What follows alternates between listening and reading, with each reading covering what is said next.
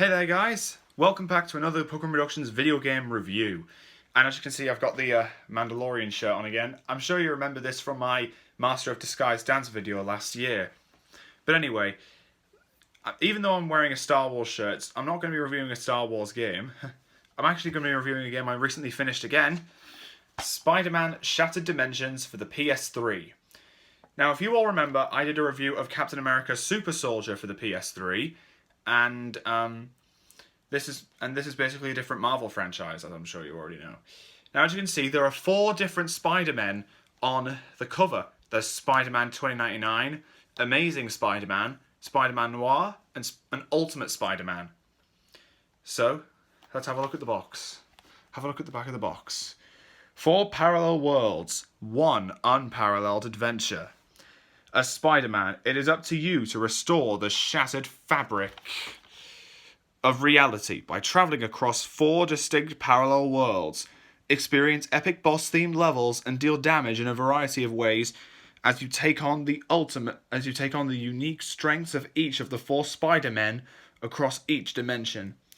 So they'll tell us what to experience from each Spider-Man. 2099. Explore a futuristic New York City. Amazing. Battle with innovative web combat. Ultimate. Unleash the power of the black suit. And Noir. Experience stealth-based gameplay.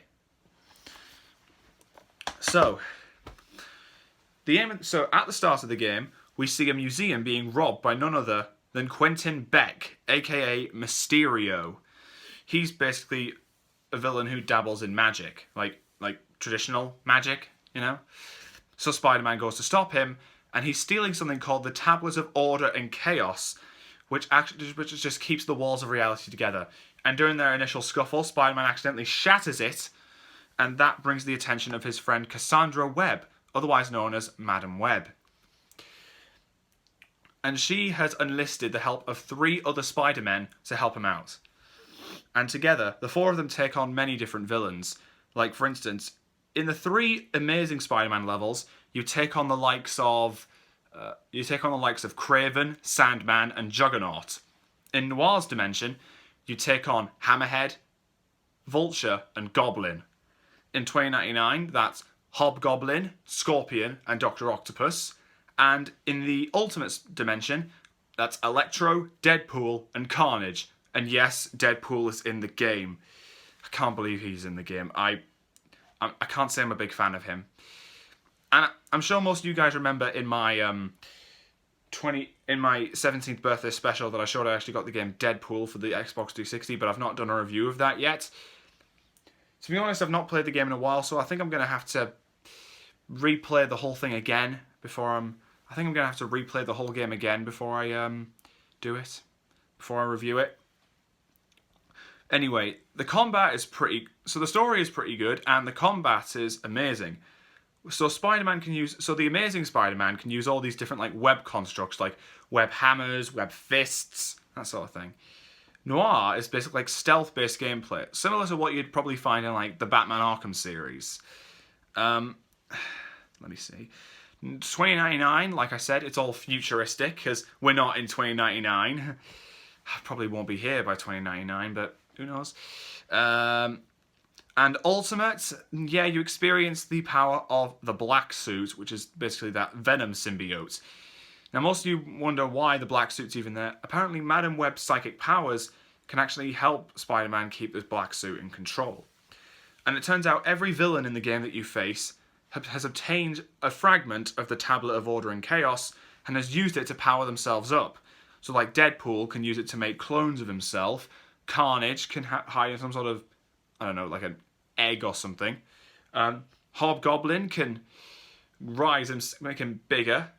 And Sandman can make some sort of sand tornado and make himself grow again. Just like he did in Spider-Man 3. I just gave a spoiler for Spider-Man 3, didn't I? And I haven't done a review of that yet.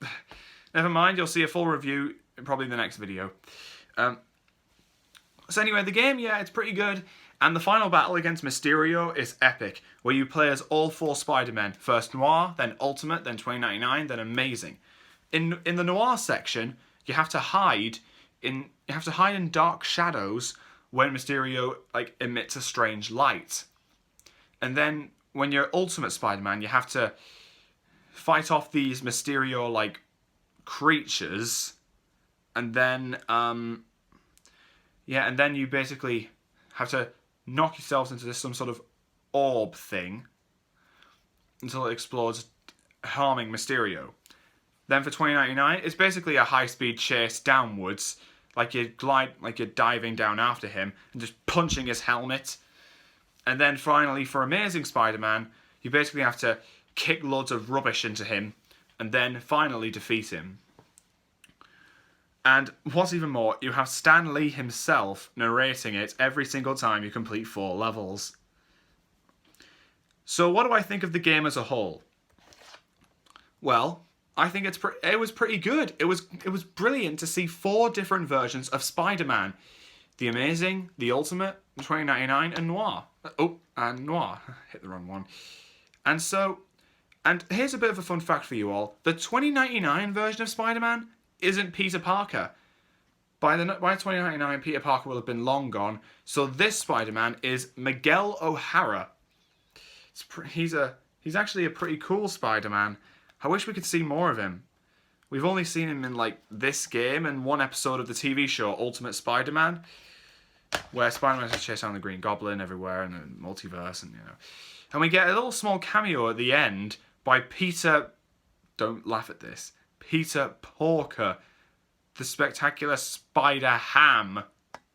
He's basically a pig version of Spider-Man. What will they think of next? Anyway, so I hope you guys enjoyed this video, and to any Spider-Man fan, I recommend this game. I think it's on the Xbox 360 as well, but of course I have the PS3 version. So if you guys want to check it out, go ahead. You can probably find it online or something. And I think this game actually got either a prequel or a sequel, Spider-Man Edge of Time. I'll have to look at. I'll probably look for that one day.